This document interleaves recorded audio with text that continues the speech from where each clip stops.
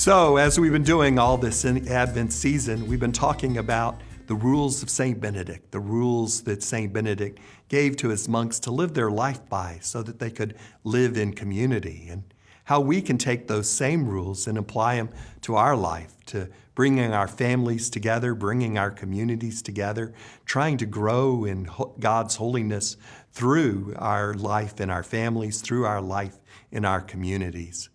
Last week, we introduced the activities of the monks, the three main activities that St. Benedict recommended for his monks of prayer, work, and study. And we talked about how St. Benedict called on his monks to gather together in communal prayer 9 times a day.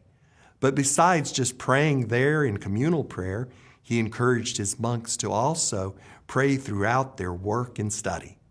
So St. Benedict encouraged his monks to sanctify their work and study through daily prayer, to look at even the drudgery of the work they did, to look at all of their study in terms of how God is there present with them, to just stop and say a simple little prayer, just, God, come to my assistance there as they did their work, and to sanctify even the most meaningless work into something that is giving praise to Almighty God. So blessed Pope Paul VI, when he visited the home of the Holy Family in Nazareth, said that we should study at the school of the Holy Family, where we understand why we must maintain a spiritual discipline if we wish to follow the teaching of the gospel and become disciples of Christ. He said that in the first place, it teaches us silence. Oh, if only esteem for silence, a wonderful and indispensable spiritual atmosphere, could be reborn within us, whereas we are deafened by the din, the noise and discordant voices in the frantic, turbulent life of our time. O silence of Nazareth, teach us to be steadfast in good thoughts, attentive to our inner life, ready to hear God's hidden inspiration clearly and the exhortation of true teachers. So Mary was a peerless model of contemplation of Christ.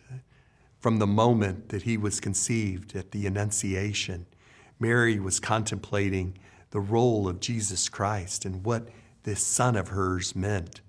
We're told that in Matthew that she always pondered the mystery of Christ in her life.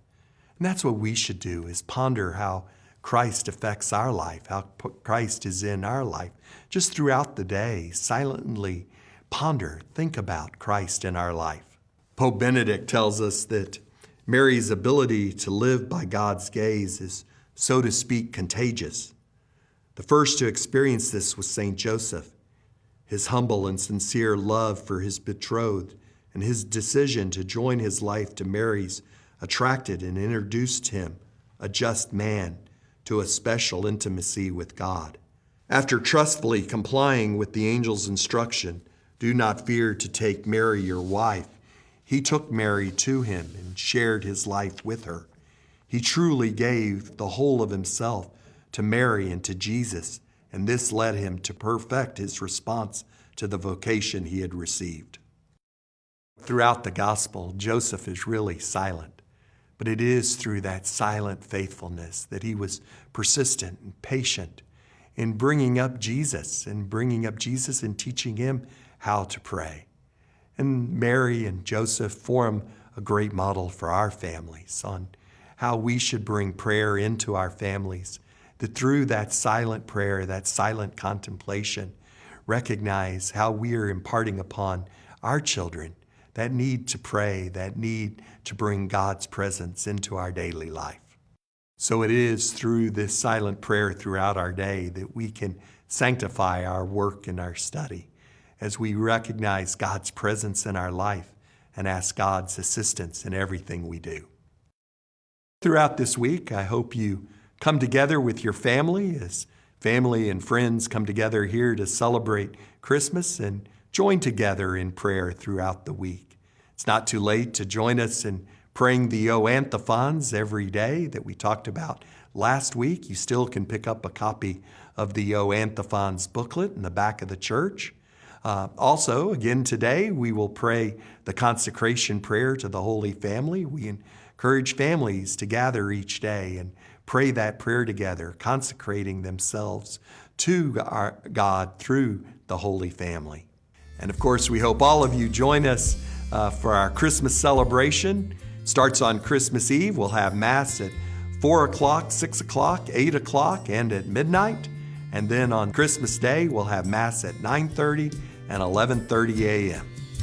From myself and Father Kalis and all the staff here at St. Simon and Jude, we do wish you and your family a very Merry Christmas.